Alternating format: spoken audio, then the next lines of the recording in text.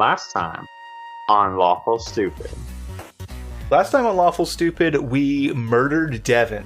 We murdered Atlas. So that's why he won't be on this episode today, is because his character is dead, as you guys remember from last episode. He will never be on the show again. Ever. Was this canonically after the last episode we did, where, like, I tried to convince that lady that her baby wasn't really gone? Yep. Where we went to the carnival and had a good fun time and didn't mess anything up. And everything turned out just fine for everyone. That was... So we just did, like, those two really rough back-to-back, like, time travel adventures. God, those really take it out of me. I'm glad we're done with those. That's true. Because we are. So, you boys, find yourself on that cliff face that you, have been kind of blinking in and out of.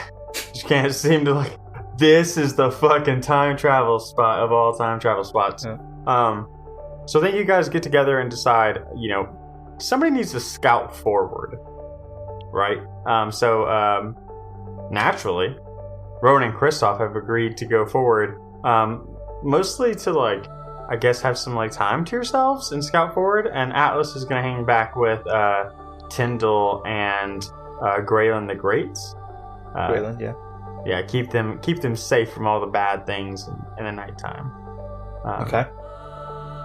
So yeah, you guys are traveling forward, which is following this path. And after about an hour of walking, you kind of go down this downward slope into, like, a alleyway, and there's some woods. And you walk into this wooded area.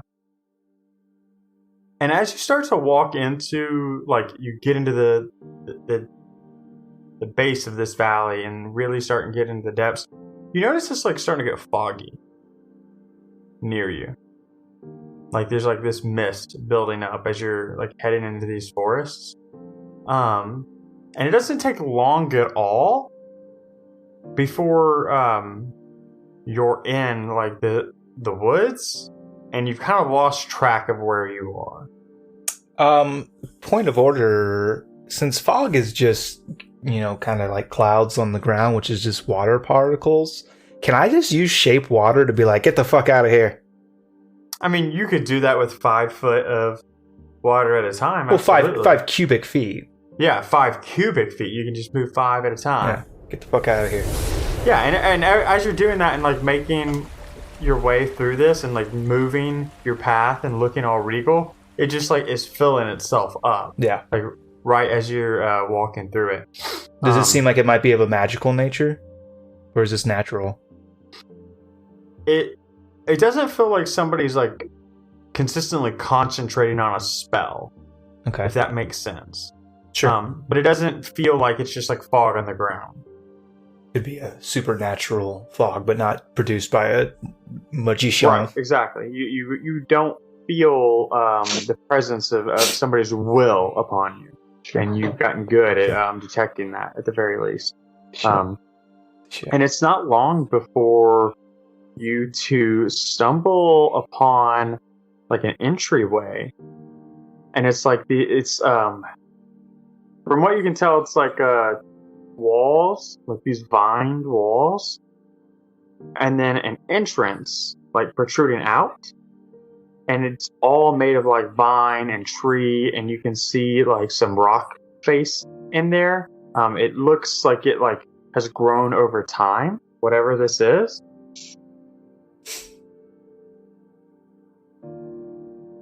And so I would assume, not really knowing where you are, but kind of being ushered into this pathway, you head that direction. I mean, yeah, I'd like to do maybe an investigation check on it before I just go in there like to see if it could be, like, any sort of traps or markings or anything that would read danger to me. Yeah, sure. Go ahead. Roll an investigation check. That is a natural 1. You think it's your house? You have determined that this is an entryway, and you don't see anything to institute or insinuate that there's a trap. Understood. Yeah, so you guys proceed into this this archway essentially, and you're presented with paths. Like the next thing you see is like a long wall, and you can go to your left or your right. Rowan, do you have any sort of opinion, left or right? Well, right always seems like the right way, right? Right. Right. Right it is. We go right. What's the ceiling situation looking like in the walls? Like, are we in like a maze type situation? Yeah, as you're walking, you definitely start getting the feeling that you're in a maze, or you're definitely in a corridor without a roof, right?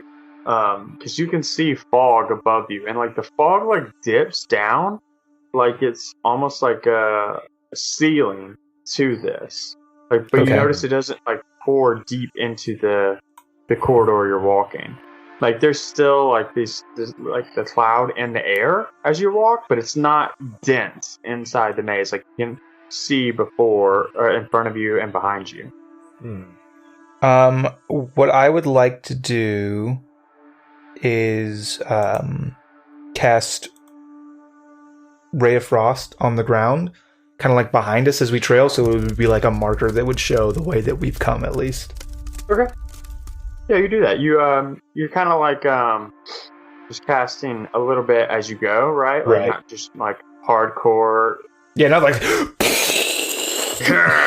Anybody who follows us, joke's on them. We home alone this bitch. Yeah, no, just enough to create like a visible trail of ice behind us. Are you trying to Hansel and Gretel our way out this? I'm trying to. These are magical breadcrumbs, and yes, that is. Oh, there's a much easier thing to do. Do you have one? Yeah. You got some bread on your bag? I don't know. No, left hand, touch the wall. You'll never go in a circle. That's accurate, yes. Do that. But if you have more than two choices at any given juncture, then that ceases to be effective. I gotta jump in here and say that I like that you just one-upped Hansel and Gretel in that no birds are needed to eat these breadcrumbs. They'll just melt. Yeah. They'll just melt. Yeah, exactly. It'll naturally become useless on its own over time. Yeah. So you guys walk down this right pathway, and you hit another turning point. So it turns to the left, but then you have almost like a sharp left and then a right. I mean, well, right seems right, right? Right. Right's always right. Right? Right. Right. You go right. Put your left hand on the wall and follow all the way down. You'll be fine. So we'll be going right the whole time. So yeah, you guys continue down this pathway, and before long, you make a couple more decisions like that, where you're left, right. We choose right every time. We choose right. You choose a right lot. every time, canonically now. And you quickly realize that you're lost. Oh no, really? Going right? I thought we were on the right path. You take another right of all things, and you find yourself face to face with the Minotaur, a very large but somewhat paunchy old man in his 50s. He's covered in these mismatched animal hides, and his features are dark and worn, and he's got these beady eyes, but he's got a creepy, almost creepy kind smile, where it's that doesn't match the rest of what's going on. But then he's got a huge bushy beard with little bone totems woven into it, but maybe more so that it's grown over time versus woven, and then small amounts of food, and he sorry, wait. He's got this amulet around his neck as well that's carved of ivory, and he's got amber eyes. And Rowan, you would notice this. The way it's shaped is it's a tribute to Wynn himself. Ooh. and around his neck he's got this the rusty iron chain that like seems distinctly mismatched to the purpose of it. It's less like he's like wearing it, more that it's like chained to him. And this enters our guest. Hi guys. Yeah, you got in the labyrinth. So I'm real sorry about that. Forest is just not great right now. Sorry, but we'll get you through. Yeah, we'll get you through. Hi. Hello. I am Christoph. I'm Rowan. We're in a labyrinth. Have we been in a labyrinth? Well, it's fooling everybody now. Like they're really trying to stop people from getting through. But don't worry, I get everybody through, most of them. Wait, so you're like some sort of maze shepherd? Well, not usually. I mean, usually I just like to eat berries. But, when there's a maze, I'm a maze shepherd. My name's Rare. Hi, guys. Your name's Rare? Yeah. Yeah. Pleasure to meet you. But good to meet you guys, too. You look like real nice folks. Everyone says that, yeah. That's our first impression. That's like our thing. Everybody's like, look at those nice boys. Yeah, nice boys. Yeah. 2.0. Yeah, and I think I'll probably start just like popping berries out of my pouch and like eating them and just sniffing the air to see if I can tell which way to go.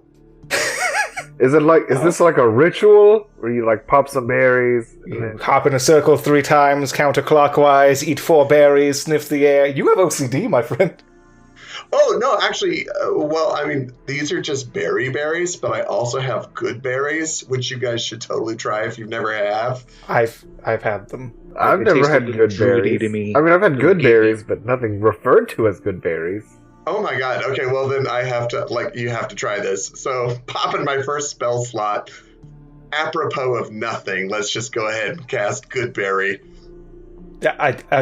Rowan, be careful. Don't eat more than 1. They're like a whole day's worth of calories. Oh, you like... But, you don't have to worry about that. I mean, they're good berries, so we call them good berries. Yeah, they're good. Only if you care about your figure, is all I'm saying. I do care about my figure. Maybe start with half. You don't know how strong they are. Start with half, and then if you don't feel anything in a couple minutes, then you can try it again. I ate 5 good berries. Oh gosh. Sweet, man. We'll just eventually we'll work on getting through this labyrinth, but right now let's just have a good berry party. Yeah, let's just have some good berries. Oh, and by the way, you also have dodged my first little player trick that I was doing, because if at any point I was going to start handing out the actual berries that are in my berry bag, there's also just half a salmon in there, so... Oh. Probably good that we got excited about good berries right off. Fair enough. I don't know. Rowan canonically steals fish, so he might. And he's had one in his pocket since episode 1. Oh, serious? True story. But also, canonically, I will eat anything that anyone hands me with no questions asked. Oh man, we're gonna get on great. Yeah. Dwayne, make note. Got it. Rowan will eat anything. Hello, here. Can you please bless my child? Crunch. Okay. You say so. He was the first to drink ginger ale. No questions asked. No questions asked. A little salty, goes down warm. It's nice. Nom nom nom. Nom nom nom. Yeah, so you guys are presented with 3 paths, left, right, and middle from where you are, and not counting where you came from, because you can still see the icy path. Well, right seems right? We have been going right? Ra, should we go right? Bruh. Well, how long have you guys been going right? My whole life. Never gone wrong. Oh, well, then we should probably go right. Yeah. The infectiousness of right's right. I imagine it's solid. I imagine someone out here is drawing the maze as we go along. Like someone out there is going like, and they took a right, and they took a right, and they are back at the beginning. Yeah, good. Then we can leave. One circle in the space. Yeah, it's just a giant circle. Two wrongs don't make a right, but two rights make a U-turn. Well, the worst part is like they keep making a circle, but that's not really how you would do that because you would change your perspective every time, and it'd be the rightmost path. Right, we don't know that they're 90s. This could just be an expanding spiral that you guys are going in. We could have came into the middle of the maze and are spiraling out. I don't know. Yeah, it could have been like when Siri tells you to make a slight right, but really she just means you go straight, but the road kind of curves a little bit. Yeah, really, the problem is like you're letting Siri tell you the directions when you should be looking at the map because like Siri's never right, man. I do both. I'll look at it and listen and still get it wrong half the time. I don't want to look at it because I'm driving. That's overrated. Dude, do what I do. Look at everything but the road. That's. If you don't practice it, you won't be good at it. Exactly. You're right. You guys continue down this corridor, and as you are walking further, you notice the fog is getting a little bit thicker in the air. Shape water. Right. Well, and I'll confess already that I'm torn here between trying to find my way through this, labyrinth for you guys on your behalf, and also the fact that I'm just so easily led, and you guys seem to really like going right. Yeah, you are supposed to be our Sherpa. You're supposed to be guiding us through the land. We're like, yeah, we're going right? And you're like, peer pressure. Well, sure, you just seem so happy about it. So, I mean, I don't know if you guys have time constraints or whatever. Let's go right. Yeah, I know how to get us back from however far off track we go. Yeah, right? Like, we'll just go left. We go backwards, but left, right? Well, and you can everybody roll a perception. Oh, okay. Okie dokie. We'll do that natural 1d20 into space.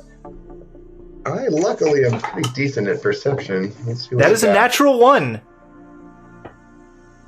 Oh! You are dead to me!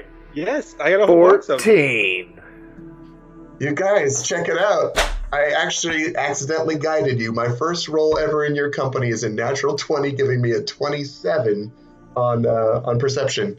Oh, I know what I'll do. Expect me to be useful again. What I'll go ahead and do is I'll just use my critical no die from critical dice. Yeah, there you go. That'll solve the problem. Because if you ever get a 1, you say no. I refuse it. Yeah, so our friend here, Ray, he hears around this next corner way you're heading this like low guttural like rumbling, but he's the only person to hear it. Is it around the left corner or the right corner? From the left corner. Oh, we're fine. There is no way to go right this way.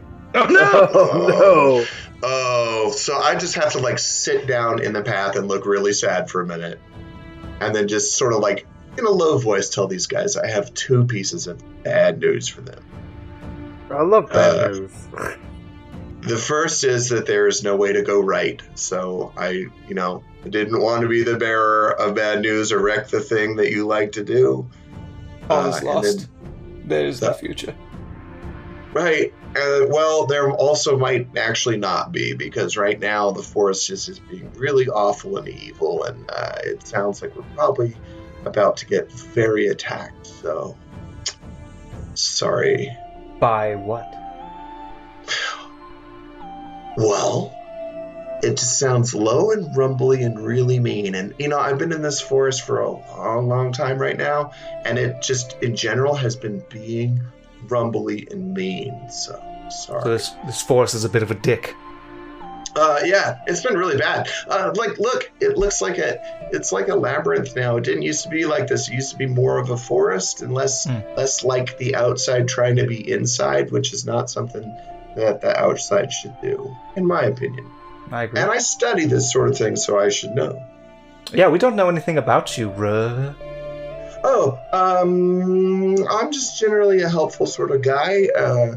A lot of the people around here, like the farmers and stuff, would know me as Helper Bear.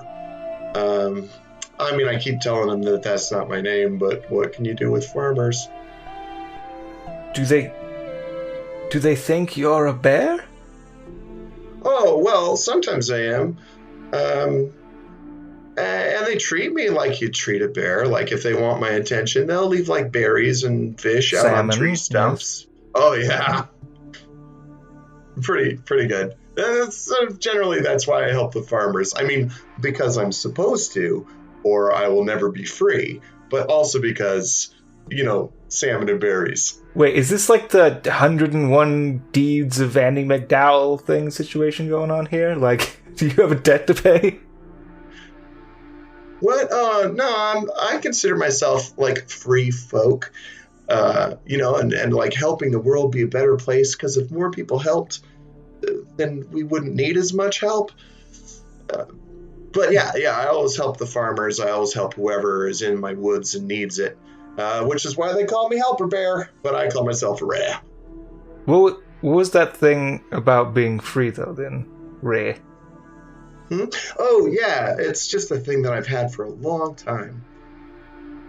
Is it to do with the chain thing? Oh, no, this is my amulet. This, helps me. It gives me, powers to change forms and stuff. I can be all sorts of animals. Nuh-uh. Yeah, I think. I would like an insight check, if applicable. What are you trying to... I'm trying to deduce whether or not he has the innate ability as a druid to wild shape into different animals, or if that amulet actually gives him the power to do so. Yeah, roll insight check. That is natural 20. Alright. 2 natural ones and a natural 20. I'm going to answer your question. Yes.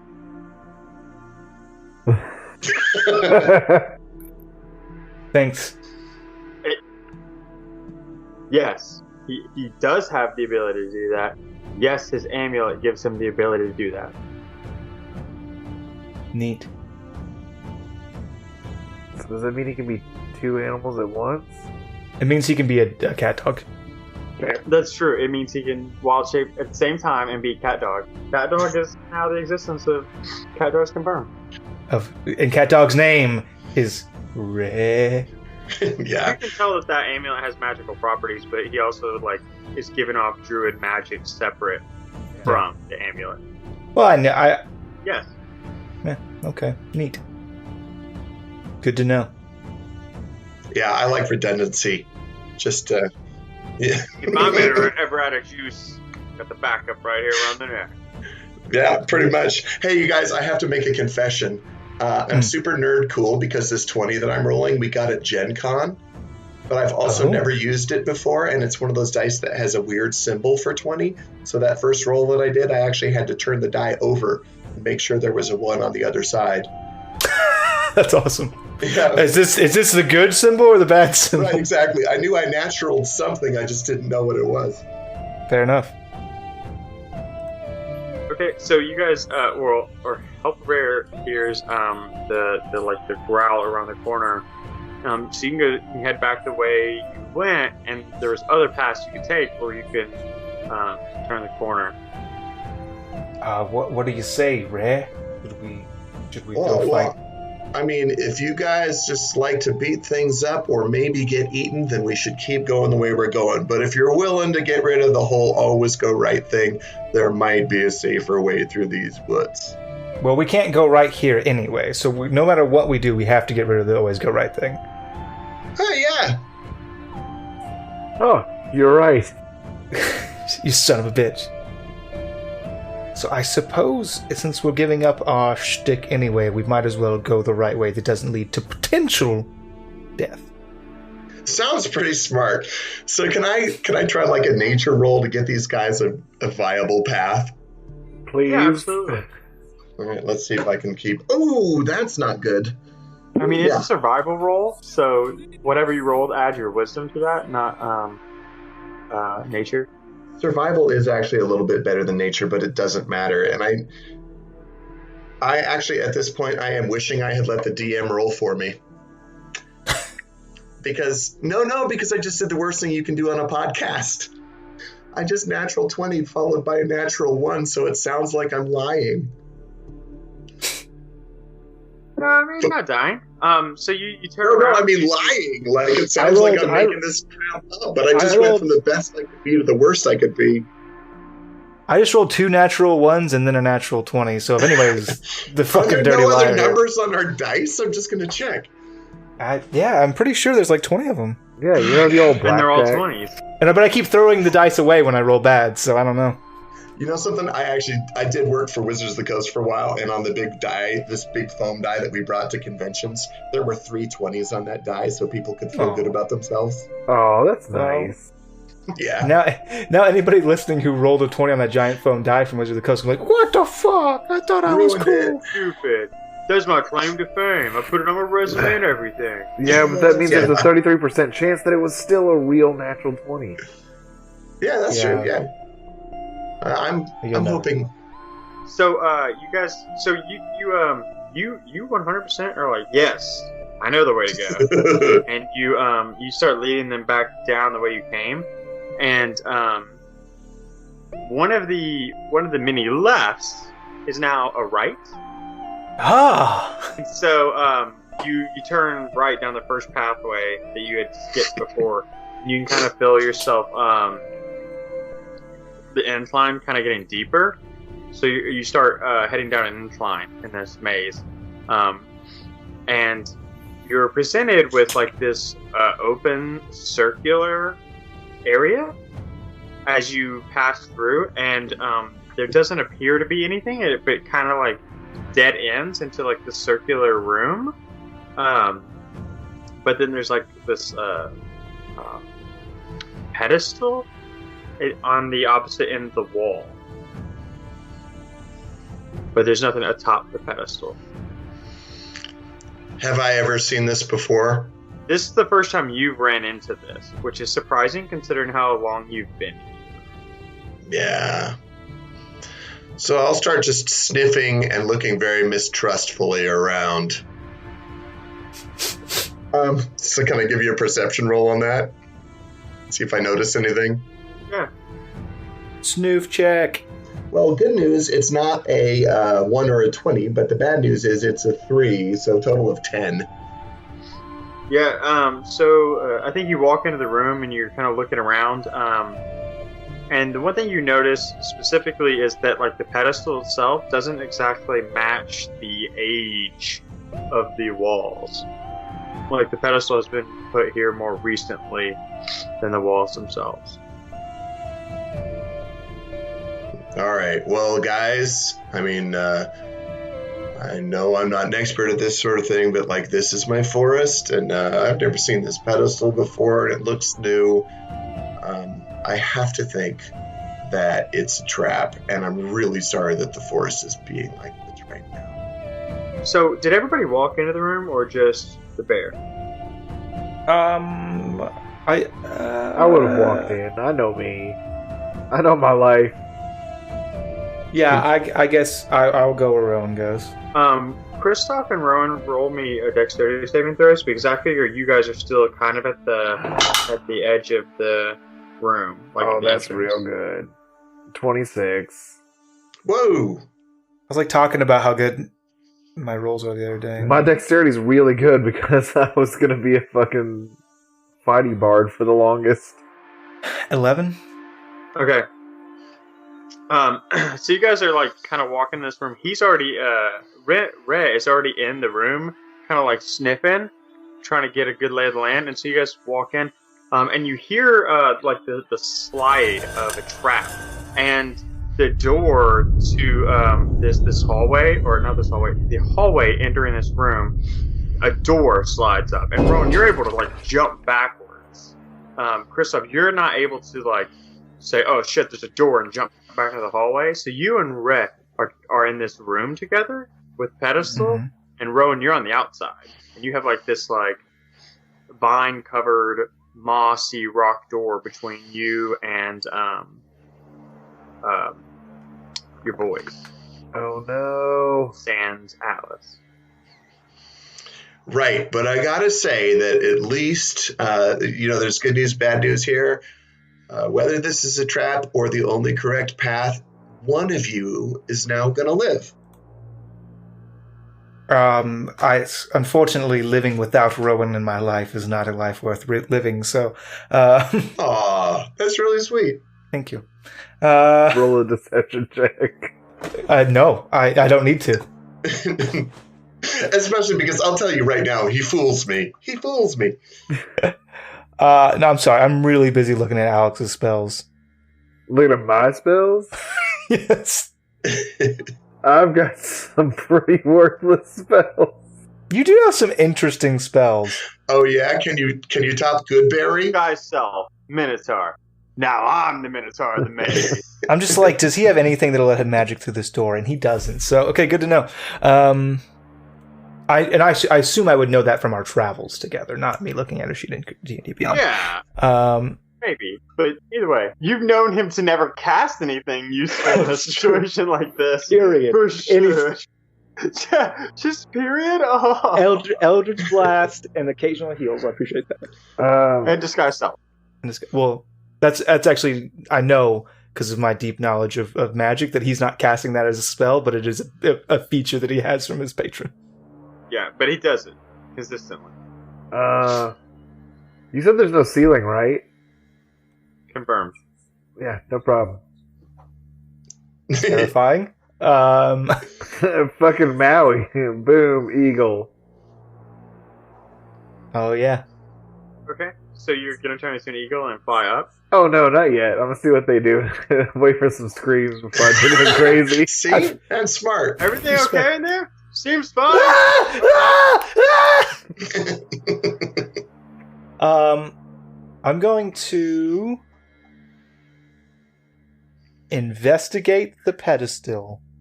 Okay. What are you looking for? I'm looking for anything that is mechanical or arcane. I would be willing to do an Arcana check and an investigation check. Sorry? I would be willing to do separate Arcana check and investigation check. Okay, you an investigation. That's okay. Fine. And I'm going to be like behind him, just really interested in what he's saying, being as supportive as I can. That's a 14. Then investigation 0, 14. Solid. So you approach this pedestal, and you see this pedestal is about 3 foot tall, and it's like got a wide base that kind of runs up. And you're like investigating this, and you don't see any mechanical traps, and you don't get the presence of magic that you're kind of used to. You definitely feel like something coming off of it, but it's not like torrent nature, and it's not like base magics that you've seen before. But on this like plate, you're able to like once you get closer, you're able to see this script, which I don't know if either of you can read Primordial. I believe that is the language I took, but let me double check. I usually do on Spellcaster. Oh, you know what? I took Sylvan, so no, I've got Common Druidic and Sylvan.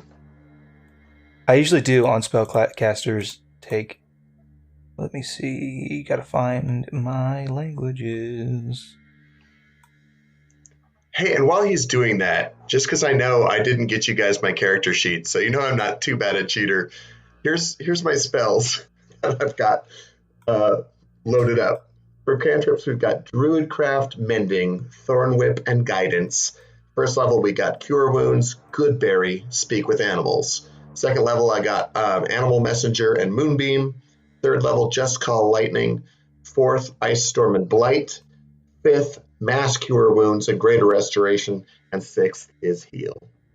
Nice. I don't know, now might be a good time for Call Lightning, just like in the middle of this room. Yeah, just bring the thunder. Really shake things up. Yeah, just exactly. Screw whatever's in this room. Oh, wait! I mean, I'm safe. I'm not against this. You're a dick. I can't live without you. Fucking murder him. Toast him, dude. I really am having trouble finding where in my sheet that information is. Proficiencies in languages. There we go. No, I don't have it.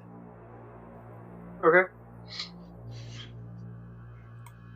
So, you're looking at this text that you don't really know. Do me a favor and do a history check to see if you like recognize this primordial. I don't. Okay. So Yeah. you know the cortex that you've had? Yeah. It starts to like hum in your bag. Oh, I take it out and I open it. And when you like pull it out and open it, it's super blank, but these like gold trims of like energy begin to like wrap around your fingers. Okay. And I start to make like crazy ooh and ah noises because that's impressive. Yes, I do this all the time. Definitely not the first time it's ever happened. I just watch the squirrels run around. Like, this is way up the entertainment ladder for me. And Christoph, for you, the primordial letters kind of start like shifting in your vision. Mm-hmm. And as you kind of like lean closer and like put your hand out towards the letters, they shift to like your base language, which for you is infernal. Right. So you're able to read the message on the pedestal clear as day. And the pedestal reads, "Nothing gained without something lost." Nothing gained without something lost. I say out loud, musing. Oh, all right. Well, I guess. I mean, it's my job to help. So I open up my bag and I take out the half of a salmon I still have left.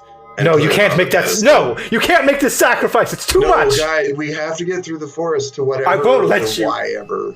That's your salmon. You earned it. And you put the salmon on the pedestal? I got it. Yeah, sure. I love it. Yeah, so you painstakingly and like with a heavy heart lay this half a salmon, right? Yeah, half is breakfast and half is dinner. Well, that would mean you don't have a salmon left, so I don't think you ate half and half. Oh, no, half was supposed to be, dinner. But I have one new was friends, fine. and they come first. Yeah, and so you put this half a salmon on the pedestal and wait patiently, but nothing happened. Oh, man, that's it. I'm tipping this pedestal over. You don't like my fucking salmon? Look, bears are not patient, all right? Yeah, so you push on this pedestal, but it does not budge. Oh, now I'm really mad. Okay, so I just have to, like, start getting a little bit beyond myself with this pedestal. Like, I want to help, guys, but I don't have a high level of self-governance. Like, I will start making lots of grunting and growling noises and just pushing on the stupid thing. And, like, backing up 10 feet if I need and just running into it. Hey, I wasn't paying attention. Do you have any healing spells? Yes. Yeah, I do. Yeah, cool. Oh, sure. I pull out my dagger and I cut my wrist and I bleed on the pedestal. Whoa! It's an infernal now, so I know what they want. Yeah, so I know what they're into. So you take out your blade and you raise your wrist over there and you cut and you watch as like you flay open your scales. Yeah. And this blood pours. Point of order, I'm cutting my wrist on the underside where there are no scales. Oh, ooh, point of order there. Second point of order, as soon as I realize what he is doing, I am snatching that salmon back. Ha! Good call. No, not I almost ruined your salmon. We can't do both. I don't know where you've been. Shane, do me a favor. Roll a Constitution saving throw, please. I'm very good at these. Yeah, I'm solid. 22. Do me a favor and mark off one spell slot. Your first level spell slot as used. So when you cut this blade across your wrist and blood starts pouring across the pedestal, you like squeeze your fist because you know what this wants, right? Like you know this is heritage for you. You've seen this, but what you didn't anticipate. We have a long family tradition of blood rituals. What you didn't anticipate is like feeling it draw. Like, as soon as the pedestal got like a taste, it started pulling. But not your blood, like magical essence. Like you could feel the torrent being pulled, and you like break free from it, right? And the pedestal like shifts and lowers, and the door that was locking Rowan out slides down, and the pedestal where the pedestal was, a door opens. So to confirm, I lost a spell slot but no HP? Correct. Then I'm just gonna frostbite my own wound close. Yep. Hardcore. Oh, he's done it before. He saved a guy with it. Yeah, one time. Well, I am super impressed. So yeah, Rowan, the door lowers, and you like see like Kristoff like cauterizing his wrist with ice. Find the key? Yes. The key was inside me all along. In my veins. Oh, metal. Yeah, it's pretty brutal. Boys, do me a favor and roll a perception check for me, please. I would love to. I'm a little woozy. Oh, dang. 23. 13. Nat 20. Damn. Ray and Rowan hear that roar. And Rowan, do me a favor. Roll a history saving, or a history check for me, please. History saving. Save history one more time. Okay. The Ken Jennings saving throw. Oh, that's not bad. It's a 16. Or that's a 14. That is bad. But don't forget it's a saving throw, so you can add your proficiency. That's true. No, I did. It is a history saving. Okay, I did. So Rowan, this sounds really familiar to you.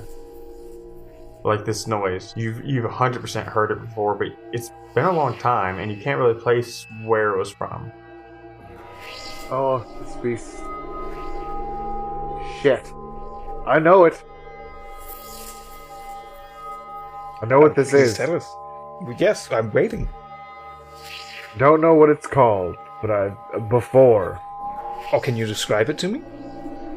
Sort of a billowy, loud. No, not the noise. I heard the creature. And by the way, I'm sitting on my ground between them, just looking back and forth, riveted by this conversation. Yeah, like I can't wait to see how this turns out. You're gonna be disappointed. Okay, fair enough. I guess we'll keep going. Ray? Is it weird that I don't think that it's a bad thing? Yes. That is weird based on the way that it sounds, but I trust you. And as you say that, behind from where you guys came from, you see turn the corner one of those large, monstrous fiends that you did battle with 2 years ago in Oxbane, barreling towards you all.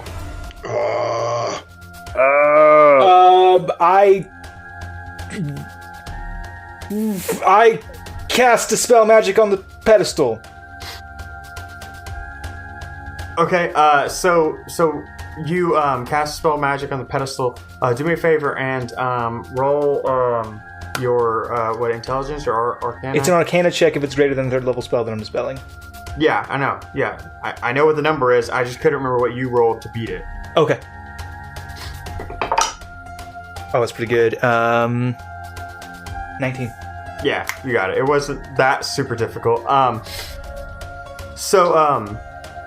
This large, monstrous creature, like its head is like cutting through this like fog as it's like turning the corner and barreling down. And it's got this like huge, what would be normally like two-handed sword or too heavy for most people to like wield.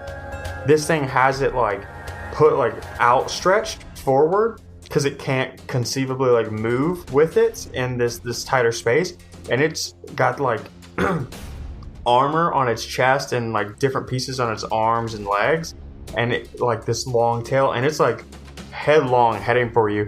And Kristoff, doing the only thing he can think of and really his growingly staple move, says Dispel Magic, and like hits the pedestal. And Rowan and Ray, because you're both somewhat in tune, you hear this loud pop and this snapping noise, and you watch as like this blue flash happens above the pedestal, and this door slides up on both sides of you. So now we're just sort of trapped in here, huh? Yep. I'm going to...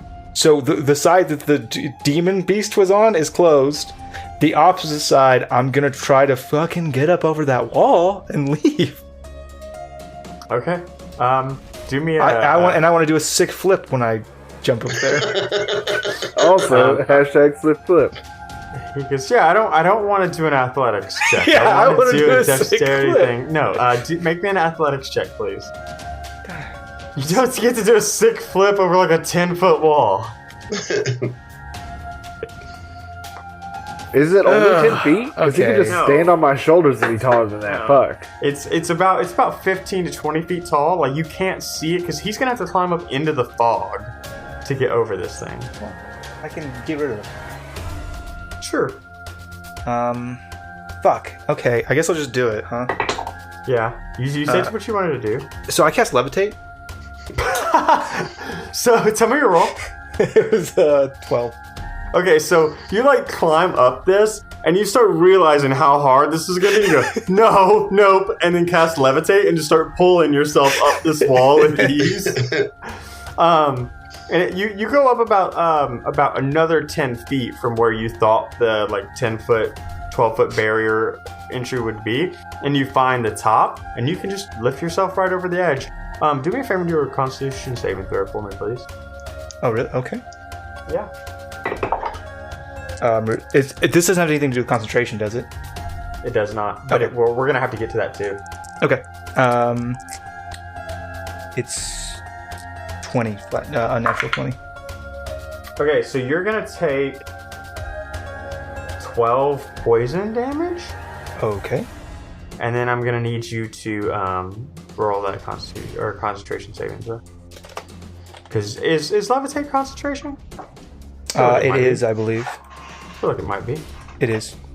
It's maintained. I would be surprised if it didn't. But then I'll admit I'm pretty out of my depth in it super is. 5th edition. Yeah, let's be real. Like, there's some weird spells in 5th edition where it's like, yeah, I think that might be concentration. Yeah, like mirror image. Yeah. Like, you would think it's super would be concentration. It's absolutely not at all. Yeah. No, they're just there. But yeah, I have advantage on concentration saving throws to maintain, or constitution saving throws in order to maintain concentration. So that's a natural 20. From? I get it from the. There's a feat that gives it to me. Oh, neat! I didn't realize you picked that up. Yeah, I picked up. That's why my fucking spellcasting modifier sucks so bad. Is because I haven't taken any ASIs. I have elemental affinity, cold, and I have. I remember which one you're talking about. Warcaster. Yeah. Yep. So yeah, you're able to kind of go down this wall. Rowan and Ray, you're still in the circle, and on that door, this like demon is beating, or this fiend is like beating on the door, and you can see like the lines where that door like slid up. You can see them like shaking. Like you can see the lines and the cracks in the door as this thing is like beating on it. Well, if he's gonna beat on that door, I'm gonna beat on the other one. So I'll just reach up, touch the amulet a little bit, and just turn into a big, ridiculous bear. Just a big, ridiculous bear, and start beating on the other wall where I'm pretty sure that other door was. And we'll see who gets through first. Oh, God, I like your style. I roll me an athletics check, please.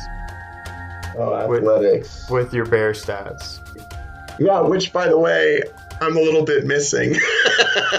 I was hoping you had a monster manual or DMG. Hold on. I'll pull it up. Don't you worry. I got you. Thank you. Ooh.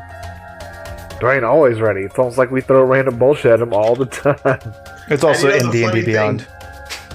Yeah, D&D Beyond makes life super easy. In fact, I have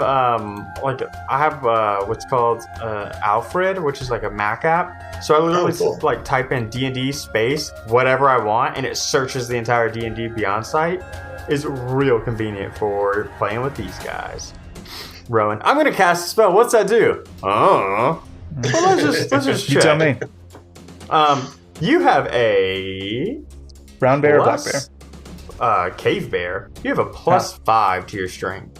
Nice. All right. You know what's funny is that's one better than me in human form. Holy balls. He's like flexing as that old man style. Like, I don't need this, man. You're going to be a druid, and you're going to use wisdom as not the stat that it should be. Then guess what? You're going to be strength and constitution. So actually, that's pretty good. That adds up to 20. Yeah. So you're like beating into this door, like, alright, if he's coming through, I'm going through too. So Christoph, you notice like you land, like the door behind you is being beaten on, and you can see like the cracks where the door slid up are kind of being beaten on. So I don't have any reason to think that this is my friend. I don't have any reason to think that this is a new bear friend. They're dead. The demon has broken through. The noises that I'm making at this point have got to be horrible. They got to be Ursine in nature. Yeah, exactly. I don't know. Well, I guess while I still levitate up, I haven't come down the wall. I figured I'd like wiggle my way down the wall. I guess I'll peek over the wall and see if he's a bear. You can't see it because the fog. Because like I said, when you go up into it's a dense fog, and that fog is like what's damaging you. So the longer you stay up there, and you know that, the longer you stay up there, the more damage you're going to take.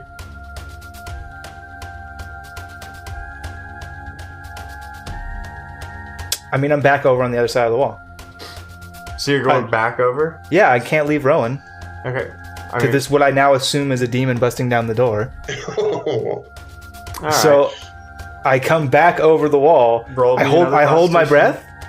No, it's not like that. Roll me a Constitution saving throw. 16. Yeah. So that's not too bad. You're gonna take 13 poison damage. The feeling you get is almost like you're being leeched of torrential energy as you go through it. And you come back down to the other side of the wall where this giant bear is just going against this wall. And I presume Rowan has just got like this stance where he's like, I don't know if this is gonna work, my dude, and just like watching. I break concentration on levitate. And I just shout, why didn't you just turn into a fucking dragonfly and fly over the wall? And then I'm going to cast Wall of Water on the opposite side of us, where the other door is, where the demon's trying to break through. I'm going to cast Wall of Water and then start just shaping water 5 feet at a time to make ice wall time. Yep. Makes sense. Yeah, and I just want to point out, like, I'll pull back the mask a little bit. It would have been smart to turn into a mouse to, like, crawl through these bramble barriers, or a dragonfly to get through the thing, or an eagle to fly over. But, you know, whenever there's an animal that might be helpful, the answer's bear. Yeah, it's bear. I got you. We gotta fly over this cliff. I'll be a bear for this. Yeah, no, exactly. That's not helpful. That's not helpful at all. Plummets. Burr? Yeah. Pulls out like a honey pot. Do you always transform and have that? That's why I call it. And so the door, you hear the door give way on the other side, and you hear ice begin to be chipped at. As he's beating through the ice now, and you guys are trying to beat through the door. Yeah, and that's where we're at this point, is while he's trying to bust down the door as a bear and Rowan titters to himself, I'm like Ray of Frosting now against my own ice wall, trying to just reinforce it. I love this idea that there's a bear going against the wall, and Kristoff's like, and Rowan's going, what a predicament we're in. I don't know, maybe fucking inspire him, Rowan! Maybe inspire the bear! With your bardic powers! He looks inspired. Look at him go. So does it look like I'm not making much progress against this No, thing? I mean, you are making progress, 100%, but like, this guy is much stronger than you, so he got to the door faster. You're seeing the hinges shake on this thing the longer you do this. but you're having to race against the idea of him getting through the door and an ice barrier. And so it's real tight. Roll me another athletics check, please. Let's see, athletics.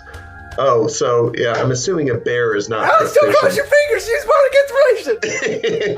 It's not super great, guys. Even with the enhanced strength, that's only going to be a 13. Yeah, so you just keep going against the door. I mean, like you're making headway, just not as fast as you would like it to be. Kristoff,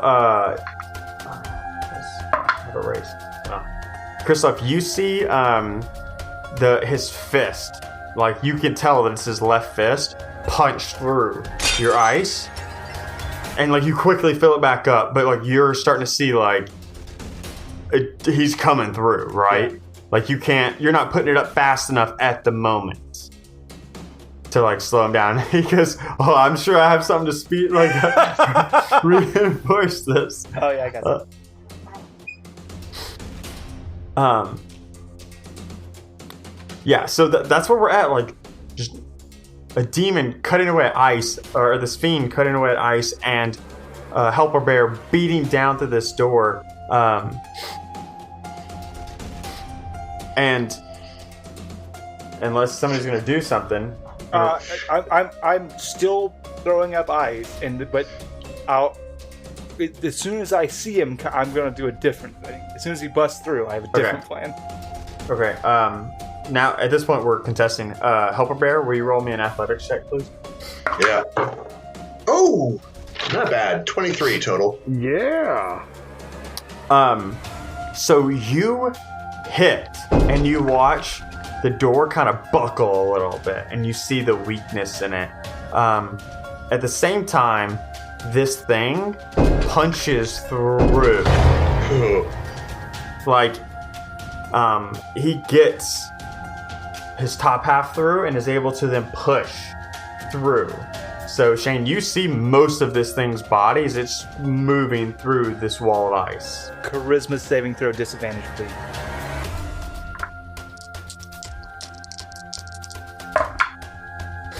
Well, that's pretty decent, but I don't think it's going to beat 14. Not good enough.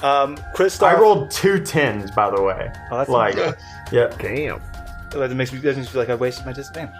No, so you basically see Kristoff just kind of weaving into the torrent and moving his arms, and he finally erupts, and this just flash of energy comes forth from his body as he casts his hands outstretched, and the arcane symbols that he makes with his hands are his 2 middle fingers outstretched and up, flipping him the double birds, and he goes, "Fuck off to somewhere else! Banishment!"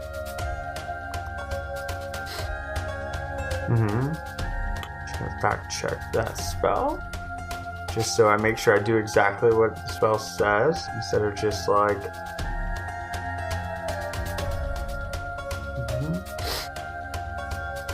Cool. So you banish it to another plane for a minute, essentially. Unless it is a native to a different plane. Then if he's native to a different plane other than the prime material plane, then after a minute passes, instead of coming back where he was initially, he remains in that plane. If I last out the full minute concentration. It's at the end of the spell description. Yeah, I'm reading it now. Alright, so yeah, you're casting the spell, and as you're like casting the spell, because it's a complicated spell to cast. Yeah. It takes a little bit more out of you, because you don't typically just handily throw around 4th level spells. And he's like crossing the room towards you, and you're like shit. And he kind of like slowly, you kind of see him turn ethereal, and then there's like this pop as he vanishes from your view. And as you're doing that, Helper Bear breaks through the door. I don't know if he's going to be back or not, but we should not be here either way. Let's go. Yeah, we'll go and then leave some honey on the way back. So yeah, you guys run through this labyrinth, and you guys like are at this point running, right? Like not just like, I'll just walk away from this fucking Sure. banished thing. We solved that problem. If anyone has ever wanted to ride a bear, gotcha now's covered. the time. I'm not gonna say no. I don't think it's on Kristoff's bucket list, but if Rowan doesn't make a move for this bear, yes, I will take not running for 1,000, please, Alex. All right, sure. We'll scoop him up and just go. But the only problem is I can't think that I'm really guiding right now. I'm probably just running like. I mean, you got one direction anyway, so like you're running, and like. Wait, I'm sorry. Are you saying that we're currently in this dungeon with the hit phenom of all the music, One Direction? Yeah. Oh god. Yeah, like. Didn't you get the subtext? Didn't you understand that was what was breaking through the ice this whole time? I'm the cute one. I'm the shy one. I'm the mysterious one. Fuck off to whichever dimension you came from. One Direction banishment. I can only do it one person at a time, though. And there's like 5 of you. No, I can twin it and I can upcast it. Don't worry about it. Yeah, is England extra dimensional? Yes. Well, I don't know. I feel like it might be the same plane. Well, if you're talking about a darker shade of magic, the book we just read in our January month book club, there are multiple Londons. Let's confirm. Yeah. Goron needs a London, apparently. Just like there's multiple infinities. Fuck you guys. Full circle. So you're running through this labyrinth, and you're like, Helper Bear's like, when you turn, he's not like on point, so he's like sliding and hitting into the wall, and then moving, and then sliding and hitting into the wall and moving. And you like break free from this labyrinth by like total accident, because Helper Bear like is running, and like I think Kristoff might like say something, or somebody says something to distract him, and so he turns. So instead of like turning to slide, he just like barrels through this wall, like a weak point in the wall. Do me a favor and roll a dexterity saving throw, Helper Bear and Kristoff. Ooh, not gonna be. Oh, not bad. 19. Actually. Yeah. Yeah, on point rolls today with my big bad. Actually, that's not gonna be terrible. 16. Yeah, that's not bad. So you stumble through this wall, and debris and trees and rocks kind of go everywhere. Kristoff, you're like clotheslined off of him a little bit, but you still go through. It's like it almost like catches you off guard, and then the two of you kind of like roll and like slide out of this maze. And Rowan, being behind you, has the fortune to just kind of be like, "Fuck this," and crawl through this open space. But you guys find yourself on the opposite side of the maze, and you kind of hear the lute playing, and Helper Bear, this like begins to like enrage you, like anger you. Yeah, like this is the first time you've really noticed the lute for what it was, and all the scurrying and the maze, and just in general kind of being aloof. You kind of pick up on what it is. Yeah, so I know who that is. I know who to attribute this lute to. Yep. Yeah, that does make me really, really mad. And you know something? And I'm in a bear form right now. So I think what I really just need to do is just start pacing in a circle. You know, like not knowing whether to look chastened or look like I just want to bat something down. But I have a feeling if I was in human form, this would be enough to make me want to just turn to bear form.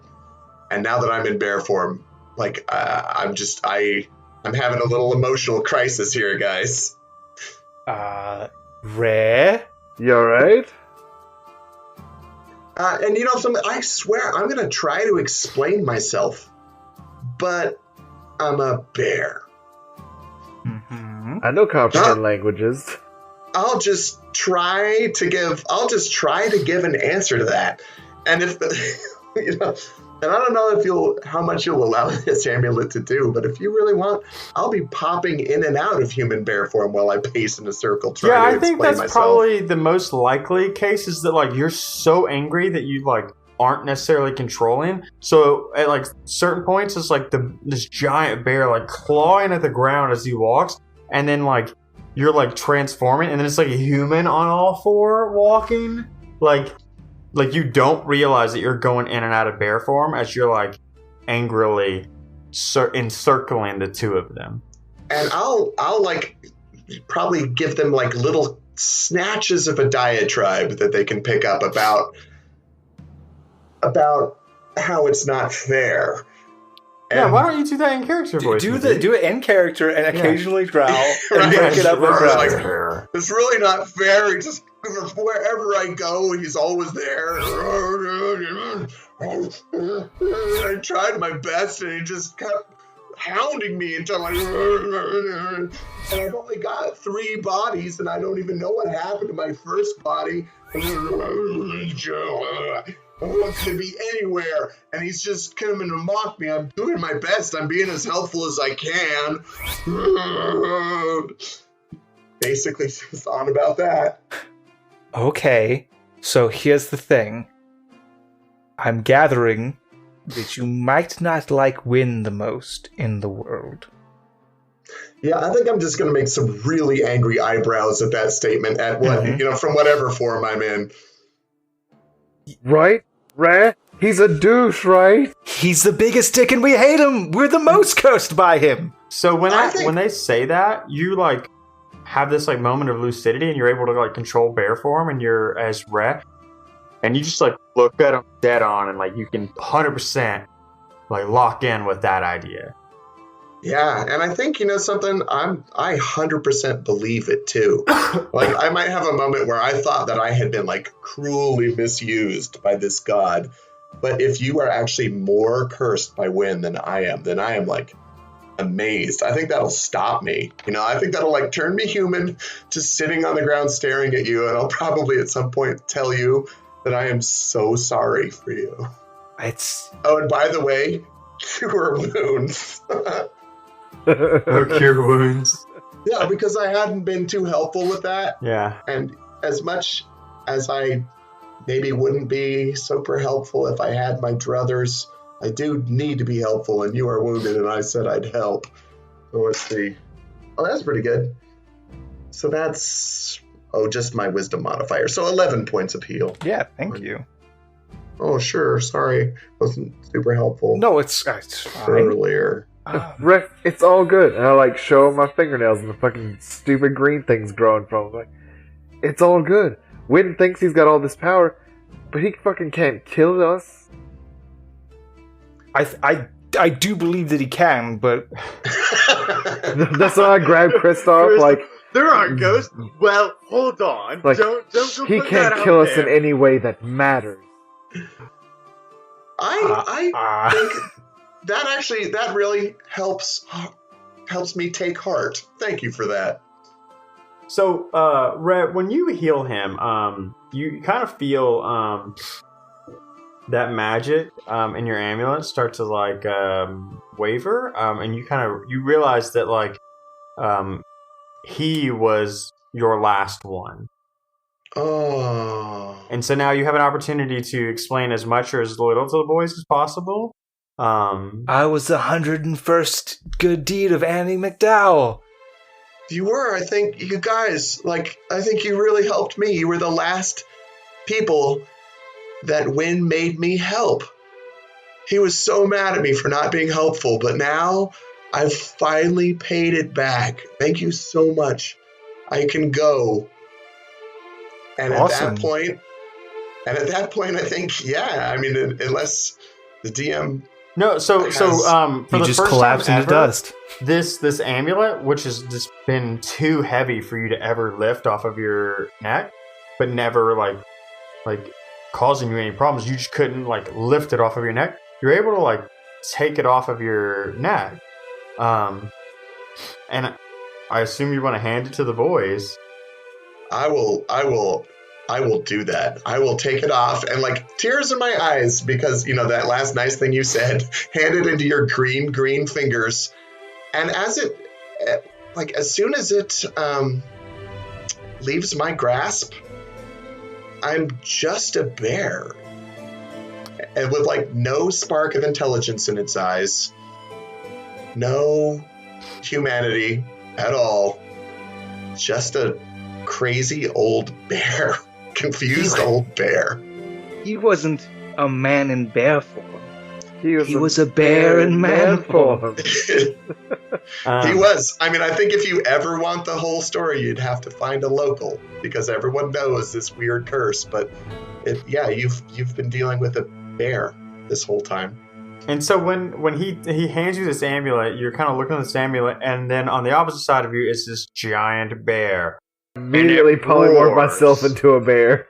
Roll for an initiative. Ah, no, guys, I'm so sorry. And that's where we're going to end the episode. The bear's got to get really unhelpful. Wait, what? I kid you not. So I need to roll for initiative, and then we're ending the episode. Yes. Oh no! Guys, I keep throwing rocks. That's an initiative of 18. Not that.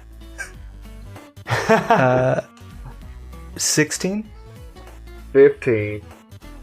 And so the end of this episode, as like the what I like to imagine is like paintbrush and strokes and stuff like that, like an artistic rendering, you know, like how some is Kristoff and Rowan sprinting away through this forest from a giant bear with this like glowing glittering necklace in hand, like just booking it from this bear instead of fighting. Our girlfriend.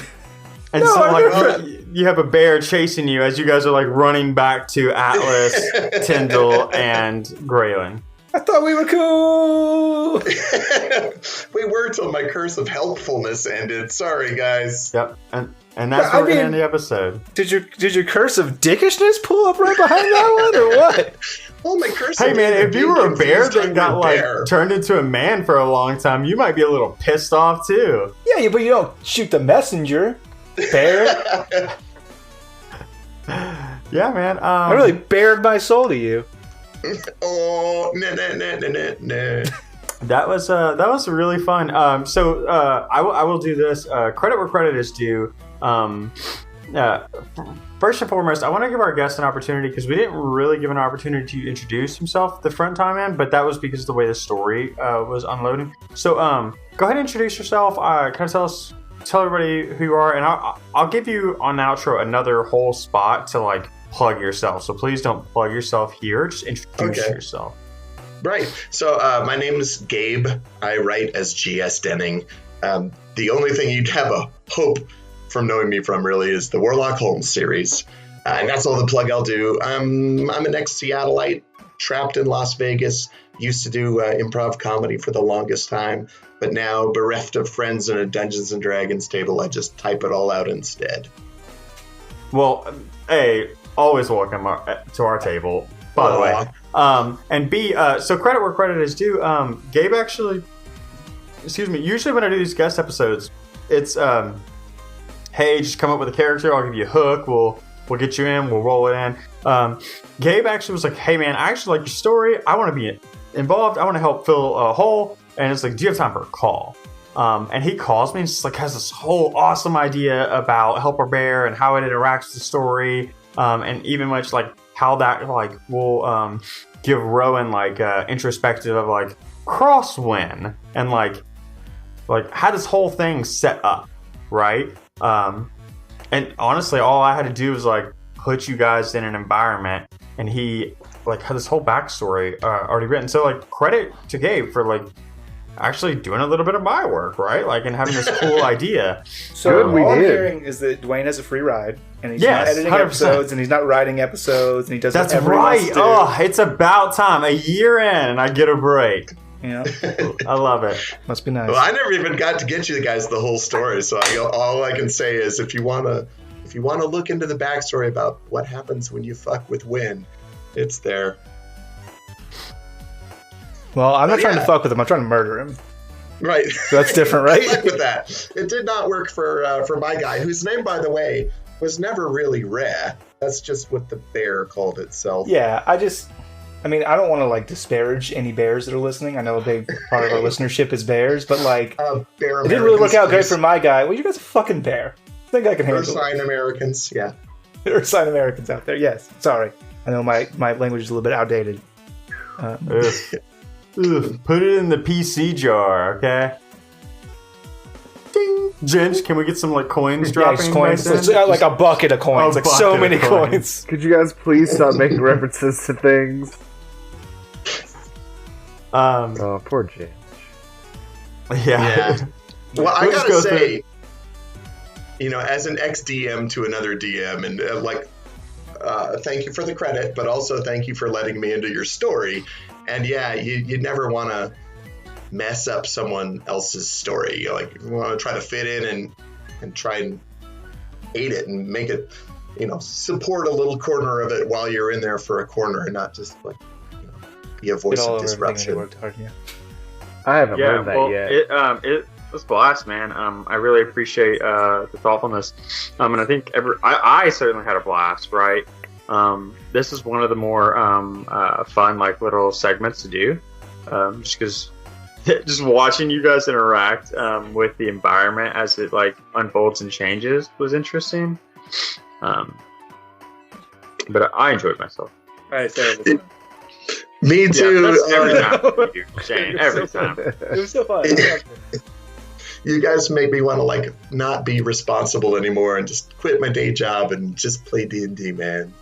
Well, we provide outlets for that. If you go into our Discord, we do Adventure League sessions. You can 100% join in anytime. At least one game a week. Yep. Oh, no. Oh, that sounds great. But no, seriously, you just okay, everyone out there who's I want to get published. Yeah, you do. But then the problem is you do. And you still have a day job. So I've got a 40-hour-a-week job. I've got a 25-hour-a-week job. And I've got 2 little kids. Yep. So... Okay. Yeah, I don't play a lot, but this has been a great treat for me. So okay. Well, yeah, because he just writes this one off as marketing. He goes, all right, this is marketing I'm time today. Honey, I'm working. This is for work. Yeah, I know. I legitimately did. I wrestled my boss for a day off and spent it rolling up a character going, this is work somehow. This is work. Yes. Whee! Well, I am productive. Lawful Stupid is good for anything. It's fucking around. And so now you get a good fucking around day off, and we provided that, so I feel good. Thank you. So do I. So, Gabe, why don't you plug your stuff, man? Part of the reason is you're on here is to plug your stuff and have fun playing D&D. This is the work part. Yeah, this is the work part. Yeah, here comes the work part. If you're listening to this, then you're geeky. Sorry, but you are. And you just like fun, goofy, geeky stuff. And by the way, I write fun, goofy, geeky stuff. So check out Warlock Holmes, A Study in Brimstone. That's the start of the whole adventure. You know what, you guys, I should plug Graphic Audio did it. Because I'm in Barnes & Noble. You can go to Barnes & Noble and buy it. You can go to Audible and you can get the Audible version of it, which is really good. Graphic Audio did a radio play of it where they hired different actors to play the different parts and got sound effects and everything like that. And they're so fun. By the time they got to book 3, they're just better than my book. I never want to read My Grave Ritual ever again. I just want to hear them act it out for me. It's hold on. I'm a little into the first book, so should I stop? No. Just when you get to the 3rd book, you have to consume my media in all of its forms. Well, I'm looking up the Study in Brimstone right now and debating whether I should just buy it and listen to both of them. Well, and speaking of A Study in Brimstone, that's the first book in the series. It is also our book club book for the month of February. So if you're taking part in the book club, the Champion of Tomes, we're going to need to pick this up in some form. Wow. I don't know which one, but all of them.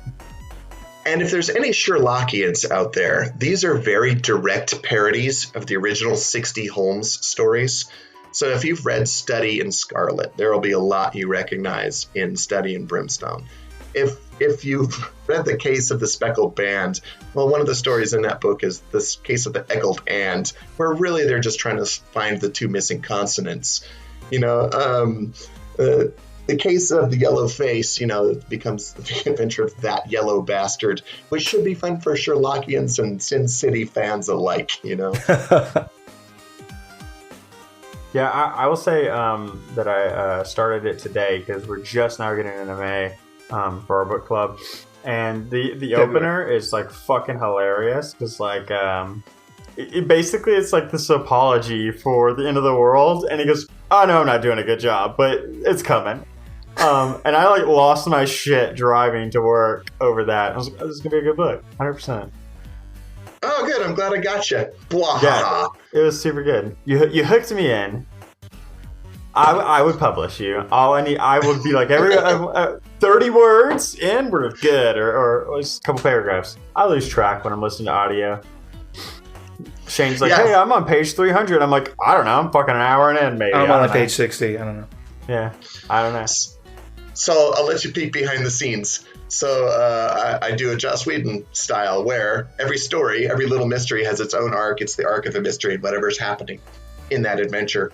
Every book has an arc. Book 1 is the intro, and book 2 is Watson becoming a real adventurer while we learn the backstory for Holmes. Book 3 is all about the villains.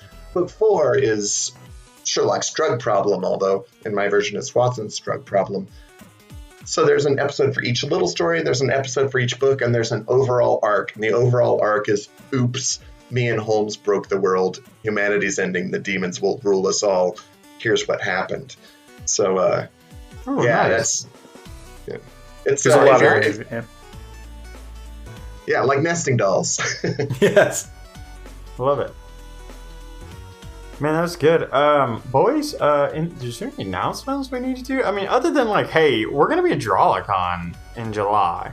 And then Min-Max Mankind is coming up in May, our second year. I have to do Roll for Humanity. Let me do that right now. Roll for Humanity in the month of March, when this episode will air, is in the backlog. So if you don't know, there are thousands of rape kit backlogs, or thousands of untested rape kits in the country today. This is huge backlog. These states don't have, appropriate reform to legally process those and get those in a timely manner. And what In the Backlog does is it provides support for that legislation to ensure that this doesn't happen and that perpetrators are held accountable and held to justice. So Roll for Humanity is going to be an $11, so $11 to In the Backlog. I love you guys. Oh, well, thank you. You guys are just wonderful, wonderful humans and wonderful, wonderful geeks. We do our humble best. Shane, turns out your friend spell is working. Yep. You failed your DC. Notice has been cast on it. That's how you know it's good. That's how you know it's good. So yeah, that's one thing that we do is the Roll for Humanity. That culminates, for those who aren't tracking, each May in an ice bucket style challenge where we kind of try to get more people involved every May. Last year we had so many amazing people step up and donate prizes for a huge raffle, and we had like dice sets and art and all kinds of amazing things in that for people that contributed. And in May we expect just to be, even bigger and better. So keep an eye out for stuff on Min-Max Mankind. Keep an eye out for stuff for Drawlicon, which is coming up in July. Do we want to announce that other thing? Yeah, I feel like we should. Yeah, so if you guys don't know about Critical Dice, let me tell you about them. They're good. Critically delicious is what I say. Don't eat them though, because that's choking hazard and people will get in trouble. They're amazing dice, and they are now a sponsor of the show. So if you guys want to go into Instagram or just criticaldice.com, get yourself a set today. They actually have this really amazing bag of endless dice. So for $7 a month, you get brand new dice delivered to your door each month, because I know you're a dragon. I know you. People might call you a human. People might call you an IT consultant. People might call you a father or a wife. They might call you lots of things, but I know in your heart you're a dragon. And dragons gots to hoard. And you ain't hoarding gold coins because they're expensive. You're hoarding super affordable, super awesome dice. So get your endless hoard today. That's pretty good, Ed. Yeah, knock it down. Yeah, that's good. Yep. I didn't even know that was a thing, and I'm on the show. Shit. Yeah. Every day's a surprise for Alex. Every day it's just... Every day is wonderful and whimsical in its own way. And I don't think that I threw anything at the charity or anything. So shoot me an address and totally expect me to get a set of books for you guys. Just signed to whoever wins them, and a little something for the kitty. That would be super awesome. Yeah, I will kick your information over to Shane, and we will. I have your information. Right, because we've been communicating outside of the primary emails so long to set up the surprise that I forgot this all started in our primary. I have your agent's information. I don't know if it's your wife. I have your wife's information. Right. Well, I mean, kind of the same thing, right? Yeah. Tells them where to go, where to be. Yeah, what that's an agent. Oh, excuse me. I'm going to tell Amanda and Sam you had said that, and then just let them fight it out. Yeah, and go. There you go. Done. And now I can get some work done. And there can be only one. The strongest one will do the work of both. Oh, no, wait, I need them both. Also, if you're listening to this, our new store launched. Our new merchandise store. Yeah. It launched. He's like, really? That's neat. That's super Just neat. cool. What's on there? And I wish that was like scripted. That we Alex, go to it right now. Let's have Alex go to it and react to it live. Oh, do you want me to? Yeah. Okay, hold on. Go to our website. And we'll even tell him how to get there because, well. Yeah. Go to lawfulstupid.org. We have a website. It's called lawfulstupid.org. Okay, spell it again. Lawful Stupid. That's the name of our show. Lawfulstupid.org. Okay. Not .com, .org. There's no P in that? Okay. No, there's no P in law. Well, there's one. This is the best ad. Yeah, Ginge, if you can just clean this up, this would be a perfect ad. They just on the left-hand side, you have a little drop-down, and there's an option that says store. I see it. You click it. Oh, look at you guys. Dog. I love this baseball team. Gabe's also in it. Like, yes, I am also in it for the first time. Look at Christoph looking all smug and suave at me. Mm-hmm. And sexy. Don't forget sexy. Well, you can't... The artist is shaking her head no to sexy. That was not the intent. Yeah, so... I don't know if that's canonical. But yeah, you can go to our website, lawfulstupid.org, and there's a store button you can click, and it'll take you to our Etsy front end, which has the DM shirts, the Christoph shirts, Atlas shirts. It's got the boys shirt. We've got baseball tees, which are... What? We got shirts that just feature our new Super Hype logo. Yep. We've got stickers. We've got buttons. We've got hoodies. And they're all super great. And so various artists in the community, your community and our community, all communities, have contributed to this. Largely Avon Art, largely Gidgeza. And note that anytime you make a sale, that supports those artists as well. So do that, because we need them. Because in this medium where we're all talking in words and voices and sometimes letters and pictures, we need art to make it come to life. I did it right? I said words that made sense? I believe it. Dog, I like this light blue. Yeah, no, it's super good. Light blue is a great color. Yep. Yeah. That symbol of when button that's beautiful. That's great. Dude, yeah, let me tell you it. about that symbol of Wen. Yeah, so Wen is like hands down my favorite god in the world that I've created. Love everything about him, and we actually got introduced to Avon. We're gonna make this a longer outro. Well, who cares? Love it. We got introduced to Avon because she started listening to the podcast and just sketched Alaria. And I had like this loose idea of what I wanted Alaria to be, and I saw the sketch and was like, dude, that's fucking Alaria right there. Like, nailed it. Anybody who's only listened to recent episodes, because they're just here to listen to GS Denning be on our show and they don't actually care about our show, Alaria was a character on the show a long time ago. Until Christoph murdered her. Now I murdered her dead. Yeah, beloved character, beloved sidekick of Atlas, murdered. You say sidekick like it wasn't his girlfriend for sure. Like it wasn't his well, girlfriend. I said what I said. All right, sidekick, girlfriend, sometimes a synonym depending on how you view things. I think that's extremely disrespectful. In the PC jar. Ginge, just a bucket full, please. So she drew this like amazing thing, and that when she did that, she put a symbol of binding, or she put a symbol on Alaria, and I was like, dude, that's symbol of binding. Done. That's a beautiful symbol. And then she made this symbol of wind, which is amazing cool. So cool that like we have buttons. One of our listeners has that as a tattoo. Yeah. I plan to eventually get the symbol of wind as a tattoo. Like, that would make a kick-ass tattoo. It is a kick-ass tattoo. It is a kick-ass tattoo. I'm so jelly.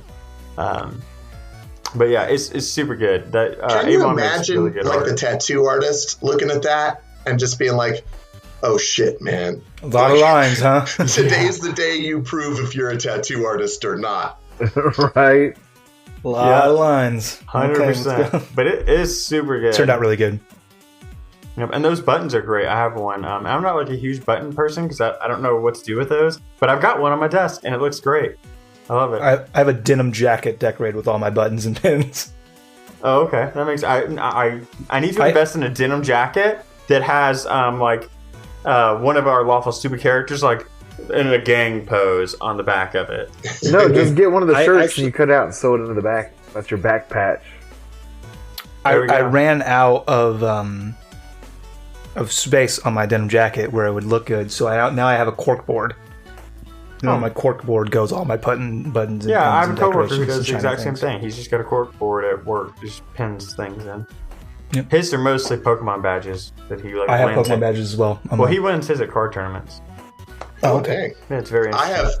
I have already decided that if I ever get famous enough at writing that I can quit my day job, the way I quit it is by wearing in the lanyard that has all my geek pins on it. And just the act of walking into my workspace with that lanyard on is enough to get me fired. Because your job sucks. well, no, it's because I work MRI.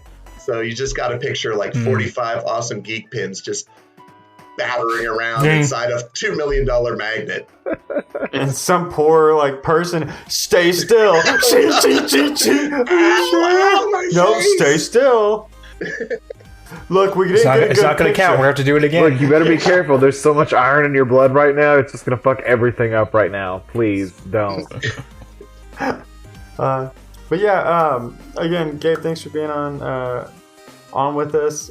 Thanks for enduring our hilariousness and stupidness. I think it's a little bit of that was such a hubris. welcome blast of geek. Thank you, guys. Yeah, your wife has invited my wife and I over to your house for board game night. Cool. Drive over those mountains. Yeah. So well, It's gotta get practice. gotta get practice. Any moment, just know you could get the old Shainsaw storm rolling in. Oh, that sounds so good. You better not come on a week when I have to send a book off, or I'm just going to chew your ear off with more junk than you ever wanted to have to reflect on regarding Warlock Holmes. Don't you Threaten tempt him me, with a my good time. friend. Yep. No. Nice. Boys, we say we play our guests and our listeners out. Oh, okay. So what we're gonna do is we're gonna go. We love you. Bye. So you just get ready for that. Yep. Okay. You ready? Are we doing like a countdown to it? I think Shane just leads and we follow. That sounds good. Yeah. Like okay. the rest of the podcast. Yeah, I'm in charge. We love you. Bye. Bye!